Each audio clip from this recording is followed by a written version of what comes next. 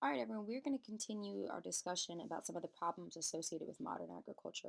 We launched this discussion discussing the Green Revolution, and now we're going to make it a little bit more broad and just discuss what are some of the problems our world is facing, both because of commercial and subsistence agriculture, in its effort to feed itself. So, what are some of the problems that we just have with our modern agricultural complex? In other words, how the world feeds itself. So, when we speak about modern agricultural problems, particularly modern environmental problems, problems of modern agriculture associated with the environment, we're largely speaking about problems with land use. Let's get a definition for that. Land use is the human modification of land. So, when humans manage or modify the natural environment and create something different with that modern environment, or with that natural environment, then we are using the land. That's land use. So we're taking natural environments and, as it says here, creating built environments. Built environments. I want you to think about our original discussions of cultural landscapes. So the way in which humans are modifying Earth's surface. Typically, humans are modifying Earth's surface to create arable fields, so places for us to farm. We're doing so to create settlements, so developing places for us to live, creating pastures for animals to graze, creating managed woods, places for humans to build or to grow trees for our building purposes. I'm going to focus here, of course, upon when humans take the natural environment and modify that for agricultural purposes, because that is modern agriculture. That's what we do, and that's causing both problems and advantages. Of course, being able to feed ourselves, but there are environmental implications. So, first, what are some of the problems that are caused by our modern agricultural complex? What are some of the land use problems? Let's put that on the left hand side, where it's the part in orange at the top. Problems caused by the modern agricultural complex. Below that, on the left, please label as number one that the world is experiencing topsoil loss, which is also known as soil degradation, and desertification, which we've talked about already. And that's caused by three things: the overgrazing of animals, primarily caused by three things: overgrazing of animals, monoculture, and deforestation. So let's break each one of these down. First, what topsoil loss and soil degradation means is that the top fertile layer of soil is being lost. And that in turn leads to desertification. So you can see on this blurry graphic, certain areas of the world are experiencing this for different reasons. And if I'll give you a sort of zoomed in version. But again, top three reasons are deforestation, mismanagement of the soil itself, primarily because of monoculture, and the overgrazing of animals here. So desertification, so we lose that top layer of soil, and then therefore the soil becomes infertile. This is particularly happens in semi-arid, so somewhat dry areas of the world, and we'll see why momentarily. The three primary reasons causing topsoil loss, soil degradation, or desertification are these three reasons. So let's put these actually on the right hand side: overgrazing of animals, deforestation, and monoculture. When animals do not have enough area to graze, if they continue to graze in the same area, then that will in turn lead to infertile soil. That will degrade the quality of the soil. As human beings continue to develop and we push pastures and we limit ranch lands, then that will in turn lead to the limitation of grazing, and in turn lead to soil problems. Deforestation, as human beings continue to need more area to develop, and as human beings continue to need more area or land to farm, then we will cut down forests to do so. And one of the primary areas of the world experiencing that deforestation is the Amazon in South America. So if you take a look at the left, you see, of course, on the left, it makes it appear as if there's plenty of space, which is to say, yes, there's still areas of the Amazon that are untouched. However, it's important to note that you see in the red the deforestation from 1998 to 2006. That's tremendous. If you see that the yellow is deforestation up until 1997, then you can see the red almost from 1998 to 2006 almost exceeds the area of land that had been deforested prior to 1997. And that's well, not exclusively, but primarily because of the need for agricultural development, when the people need land to farm to feed the world. And if you see on the right, if you consider that entire area as the Amazon, those little pixelated squares, if that entire area was the Amazon rainforest, Then you see the area that was cleared for deforestation in 1970 to 2007. And then you see the area that's likely to be experience deforestation or lost to drought by 2030. I mean, that's a tremendous loss of land. And that deforestation, again, is going to lead to topsoil loss over time.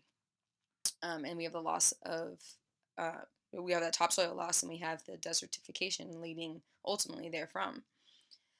Finally, we have monoculture. Monoculture is again the continued production of a single crop for export. Lost that word there.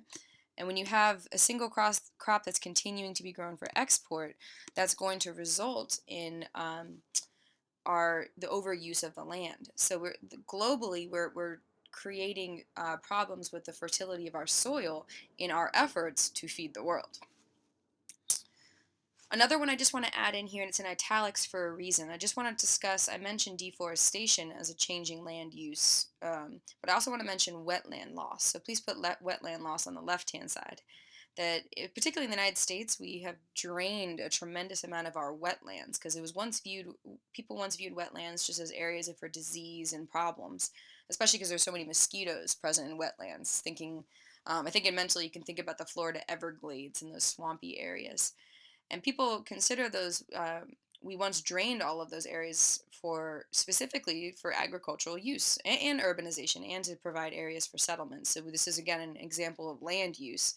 But these were areas of land that what we didn't realize is actually were helping some of the aquifers and some of the giving us access to water. And now many of these same areas are facing problems with gaining our access to water because this area that was once wetland was converted into area for agricultural development.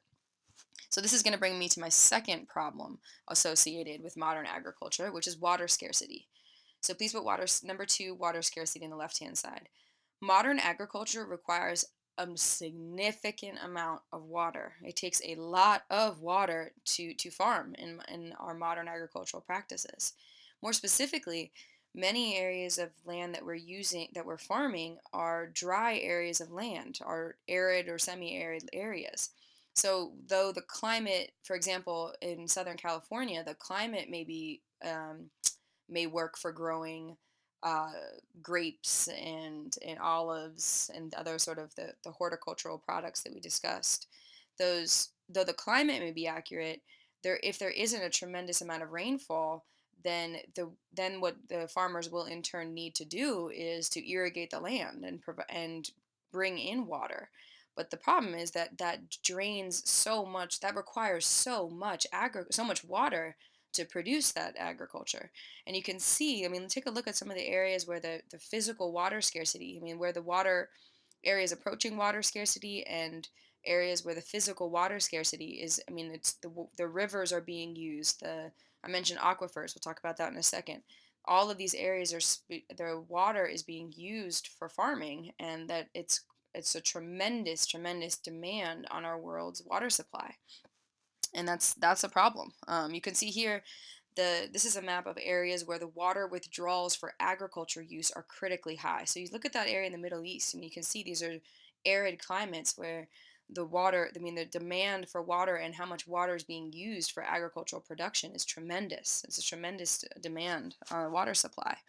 And one of the problems is that I mentioned that rivers and aquifers around the world are drying up. So an aquifer is an underground or subterranean is the formal definition, but underground porous rocks. Porous means like a sponge. It allows it's open, it's able to be absorbed. So these porous rocks will hold water supply, but the water supply, I mean, is being drained. Those aquifers are all being drained specifically to meet the needs of agriculture. So farmers are tapping into this, and that's only a problem when you consider that they're not the only that farming isn't the only one that needs water. I mean, humans need the water as well. So we're placing a tremendous amount of demand upon our world's water supply. Third example of a problem associated with modern agriculture is just extensive fertilizer and pesticide use, which we discussed and when we discussed the Green Revolution and some of the criticisms here that's contaminating in certain areas. People claim this is contaminating water supply. And many people, we mentioned Bill Nye, well, and he's discussing GMOs, but the long term effects of the pesticides that are applied to field crops. So many people criticize the need for pesticides and herbicides in our modern agricultural complex. Of course, another problem associated with modern agriculture is food security. Areas of the world that don't have reliable, consistent, affordable access to food. Now, this is interestingly enough, we have the problem in MDCs of the world is actually overproduction. We talked about this already, that our biotechnology and much of our commercial agriculture is so successful that we actually overproduce food. Yet a lot of that is not necessarily, that's not an equitable distribution. A wheat farmer in Iowa, or I guess I'll say corn farmer in Iowa, or soybean farmer in Iowa, is not necessarily going to be able to effectively meet the demands of of a a person in India. So there's both a problem of distribution of food in our modern agriculture and an access to that reliable food, which is not independent of that discussion about water scarcity and water concerns. I mean, there's direct correlations here that when areas experience drought, actually, where am I? I thought I had a slide about that. Let me see real quick. Nope, I guess not. I lost it. That in areas, even in California, I mean, when you experience droughts, it's not just an MDC or an LDCs that can really affect food security globally and on a local level.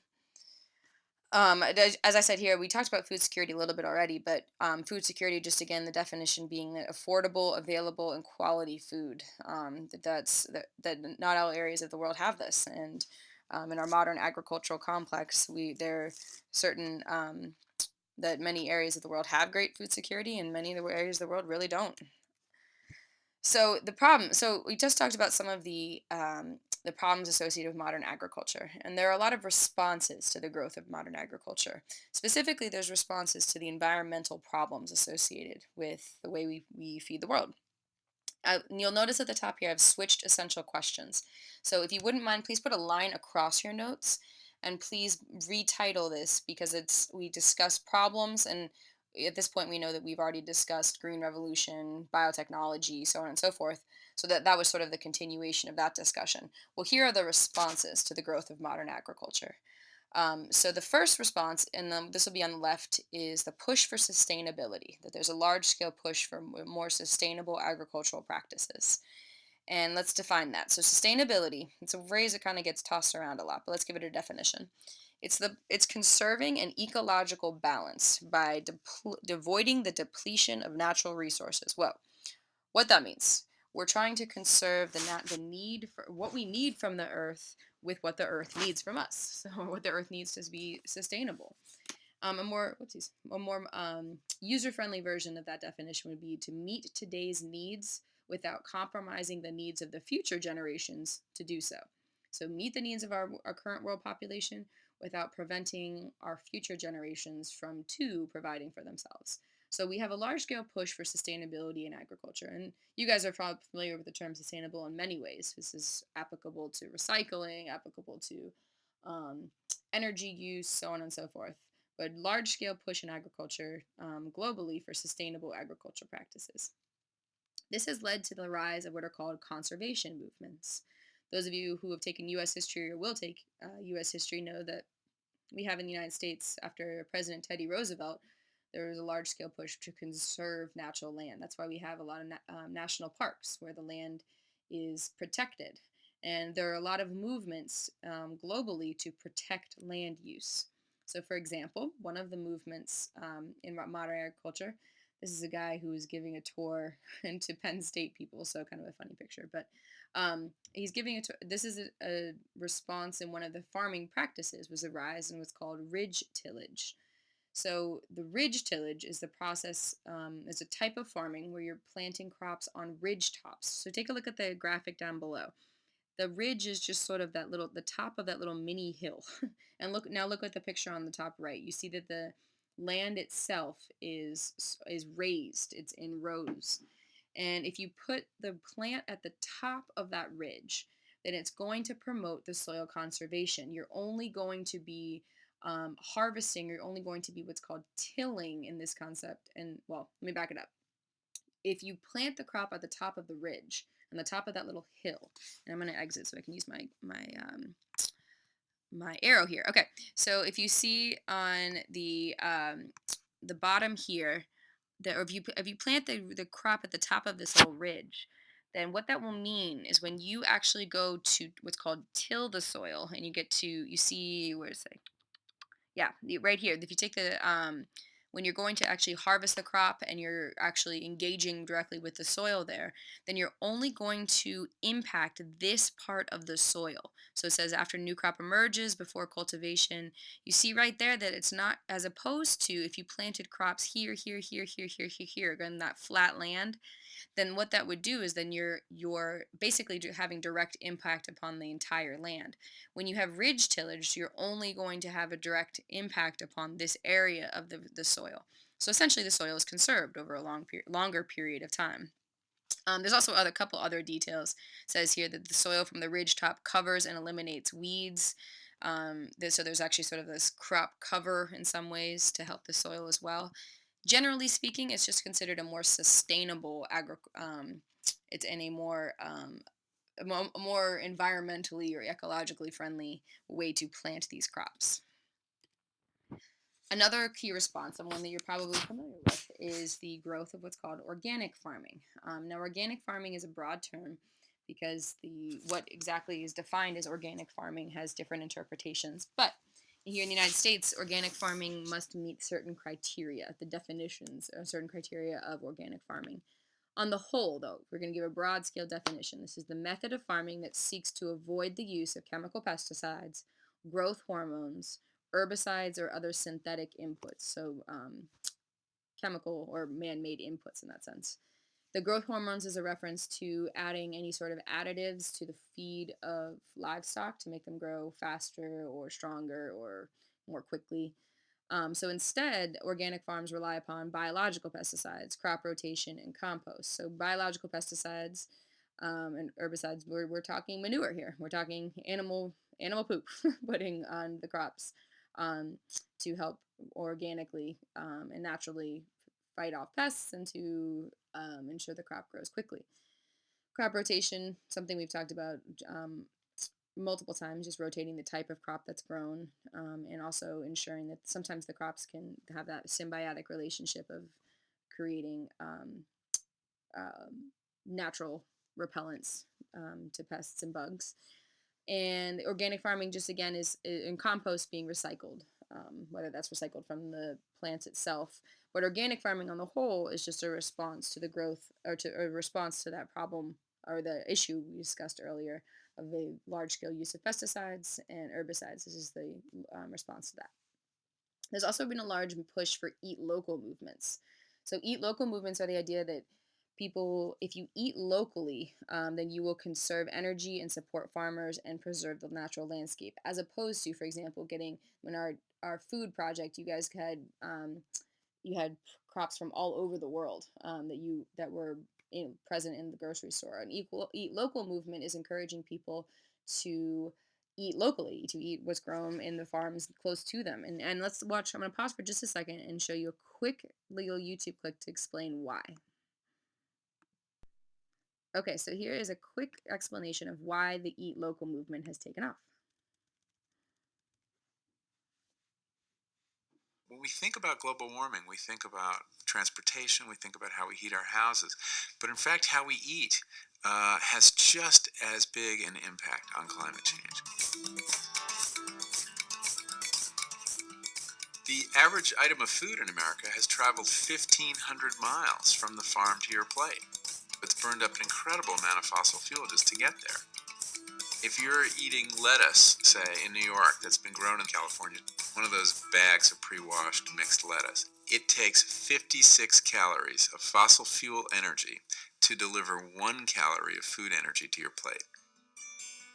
For the consumer to understand how much energy goes into their food, I think all they have to understand is, if it's local, it's less, and if it is unprocessed. A lot of the energy in our food comes from processing. All the complicated steps needed to make a Twinkie, all use vast amounts of energy. There are a great many other benefits to eating locally besides conserving energy. There is, I think, the very important benefit of keeping farmers in business. Farmers add a lot to a community. They have great wisdom about the natural world. And then there is the view. There's a wonderful bumper sticker in Europe called Eat Your View. And the premise is that if you don't support these agricultural landscapes around you, they will be sprawled. They will be covered with houses and highways and shopping malls. And the way to keep them open is to eat from the farms that constitute that view. And that's true. I mean, that's how you preserve those agricultural landscapes, is eating from those farms.